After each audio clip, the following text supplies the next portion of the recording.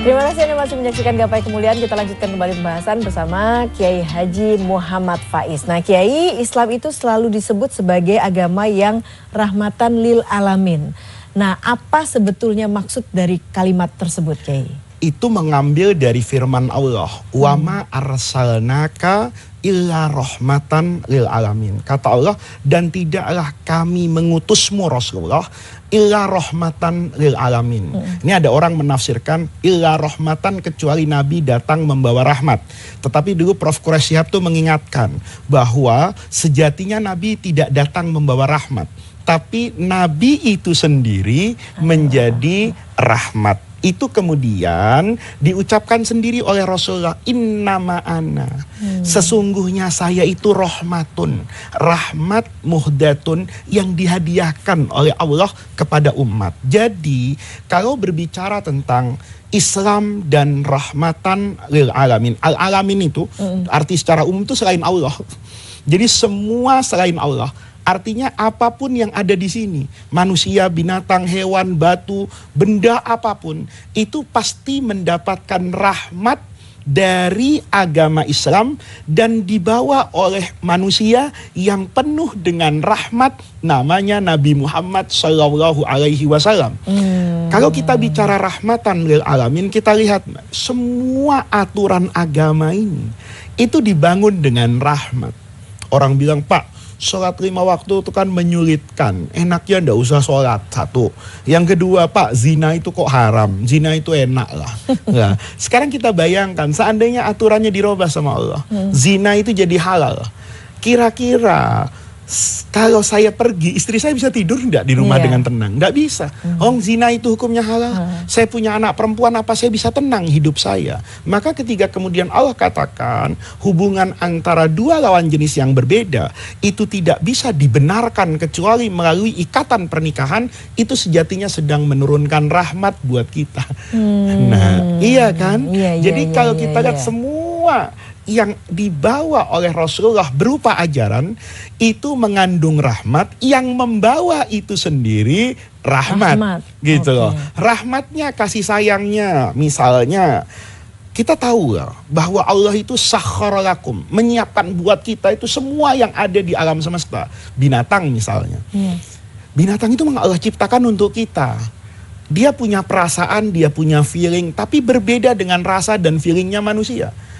Binatang itu punya rasa takut ketika mau disembelih, tapi dia tidak punya rasa kasih sayang kepada anaknya yang dia nikahi dan ibunya yang dia nikahi, kan begitu toh? Dia kawinkan. Nah, ketika kita misalnya binatang tuh mau disembelih karena saya mau memakan baksonya nanti, dagingnya, steaknya, boleh kata Allah. Memang binatang tuh Allah ciptakan untuk kalian kok. Tapi kata Rasulullah, nyembelihnya itu penuh dengan rasa kasih sayang. Tentu kan kasih sayangnya beda kan antara manusia dengan binatang. Kata Nabi, kasih sayangnya itu jangan kemudian pisaunya tidak tajam.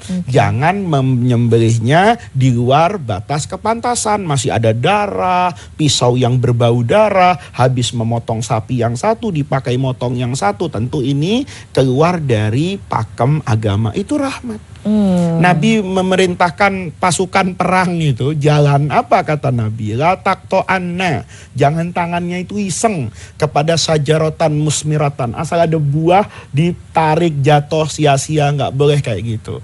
Ketika kalian nanti berjalan di satu kampung melalui gereja dan biara, menemukan para pendeta yang sedang beribadah di gereja itu, da'hum wa sya'nahum, jangan diganggu. Nah kalau kemudian kita kaitkan dengan konteks bernegara, misalnya ke negara Kesatuan Republik Indonesia. Nah bagaimana kemudian menerjemahkan rahmatan lil alamin ini Kiai? Rahmatan lil alamin itu harus diterjemahkan berupa aturan, berupa norma, berupa semangat, nasihat yang sesuai dengan semangat zaman. Saya sering bilang gini sama santri saya itu kan cita-citanya jadi kiai. Sekarang enggak, cita-citanya banyak. Ada yang mau jadi polisi. Saya tanya, kamu mau jadi polisi? Mau Pak. Maka saya katakan, bangun kesadaran orang itu kepada hukum yang paling dia takuti. Apa itu? Agama. Misalnya gini, ada mobil yang gas emisinya itu nggak standar Euro 5 mungkin sekarang, maka Anda cegat itu. Kalau dia bawa kendaraan kemudian asapnya keluar, itu Anda cegat. Begitu Anda cegat, supirnya itu pakai peci atau Pak Haji, suruh turun. Pak Haji, sebelum Pak Haji melanggar aturan lalu lintas, Pak Haji melanggar hadis Nabi. Nah, tentu dia takut kan, hadis Nabi yang mana? Bukankah Rasulullah bersabda, la dororo wala diror, jangan membahayakan orang lain dan jangan dibahayakan. Asap ini membahayakan orang lain. Ada orang nanti tidak pakai helm, tangkap kata saya, walaupun pakai sarung. Mau kemana Pak Haji? Mau ke masjid. Kok nggak pakai helm? Pakai peci ke masjid? Nggak bisa Pak Haji.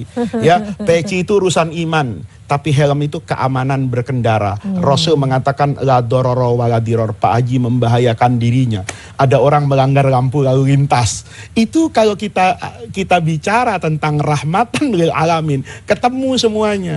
Lingkungan hidup. Ada orang buang sampah sembarangan di sungai. Ya, kita bisa lihat kan, kalau di pintu air Manggarai itu apa saja ada Mbak. Itu tanpa ada rasa beban, kasur, dia buang kayak begitu.